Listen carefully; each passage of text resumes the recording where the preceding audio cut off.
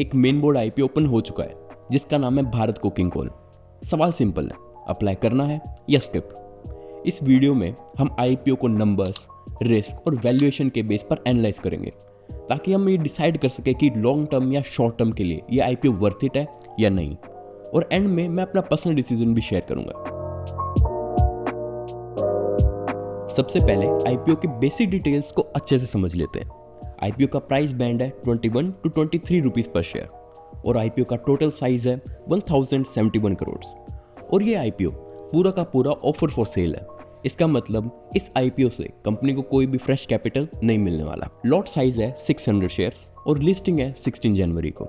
इस आईपीओ में 35% shares retail investors के लिए रिजर्व्ड है और बाकी का इंस्टीट्यूशनल और नॉन इंस्टीट्यूशनल इन्वेस्टर्स के लिए है। तो ओवरऑल ये एक मेन बोर्ड आईपीओ है जिसका साइज रीजनेबल है, लेकिन ओएफएस स्ट्रक्चर और एलोकेशन आगे एनालिसिस में काफी इंपॉर्टेंट रोल प्ले करने वाला है।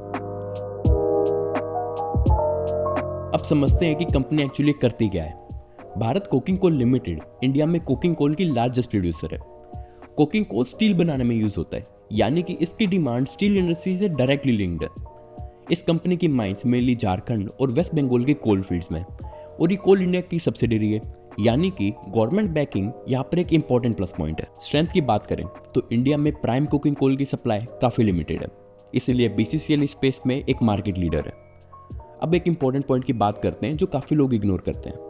वो ये है कि कंपनी का मेजोरिटी कोल लो ग्रेड और हाई ऐश होता है, जो कि डायरेक्टली स्टील प्लांट्स में यूज नहीं किया जा सकता।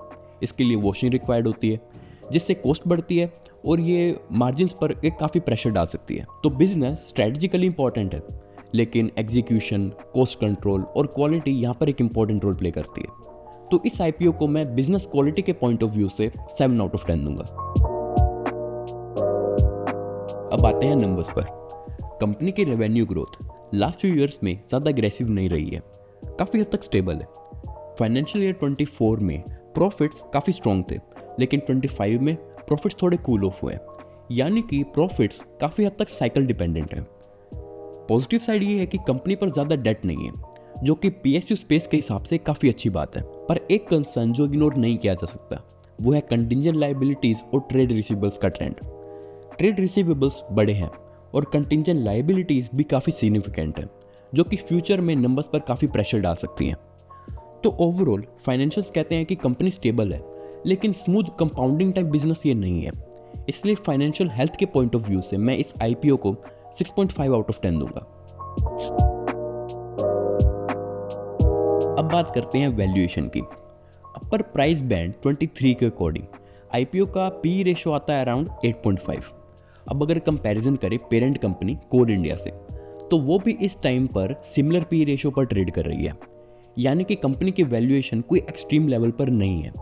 लेकिन एक चीज़ मैं ज़रूर पॉइंट आउट करूंगा कि ये कोई हाई ग्रोथ कंपनी नहीं है और यहाँ पर कोई फ्रेश ग्रोथ कैपिटल भी रेज नहीं हो रहा है, क्योंकि ये कंप्लीटली ऑफर फॉर सेल है। तो वैल्यूएशन को मैं चीप भी नहीं बोलूँगा और कोई एक्सट्रीम भी नहीं बोलूँगा। ये एक फेयरली प्राइस्ड पीएसयू आईपीओ है जहाँ पर मार्जिन ऑफ सेफ्टी थोड़ा लिमिटेड है। वैल्यूएशन के पॉइंट ऑफ व्यू से मैं इस आईपीओ को 7.5 आउट ऑफ 10 दूंगा। अब बात करते हैं रिस्क की। सबसे पहला रिस्क है प्योर ओएफएस स्ट्रक्चर। इस आईपीओ से कंपनी को कोई फ्रेश कैपिटल नहीं मिल रहा, यानी कि मॉडर्नाइजेशन और ग्रोथ के लिए लिस्टिंग से कोई डायरेक्ट बेनिफिट नहीं है। दूसरा सबसे बड़ा रिस्क है कंटिंजेंट लायबिलिटीज।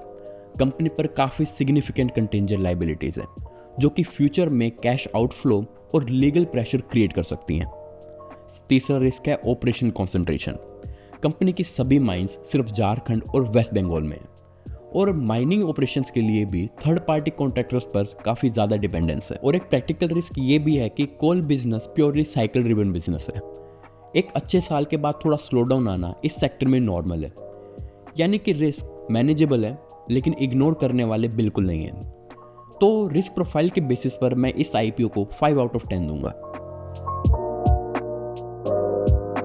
अब शॉर्ट टर्म एंगल भी देख लेते हैं, क्योंकि काफ़ी लोग आईपीओ सिर्फ और सिर्फ लिस्टिंग गेन्स के लिए अप्लाई करते हैं। ग्रे मार्केट प्रीमियम यानी जीएमपी इस आईपीओ का काफ़ी स्ट्रॉन्ग रहा है।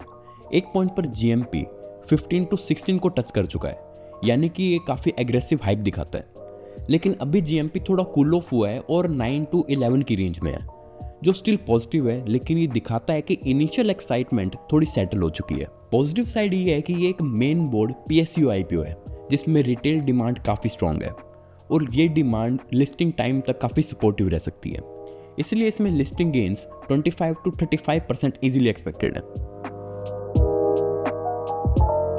लॉन्ग टर्म के लिए ये IPO उन इन्वेस्टर्स के लिए हो सकता है जो PSU बिजनेसेस, कमोडिटी साइकिल्स या फिर मॉडरेट ग्रोथ के साथ कंफर्टेबल है। बिजनेस स्ट्रेटेजिकली इंपॉर्टेंट है, वैल्यूएशन एक्सट्रीम नहीं है, पर यह बात भी सच है कि इस IPO से कंपनी को कोई फ्रेश ग्रोथ कैपिटल नहीं मिल रहा। इसीलिए अगर आप हाई ग्रोथ या फिर स्मूथ कंपाउंडिंग ढूंढ रहे हो तो ये IPO लॉन्ग टर्म के लिए रेकमेंडेड नहीं है।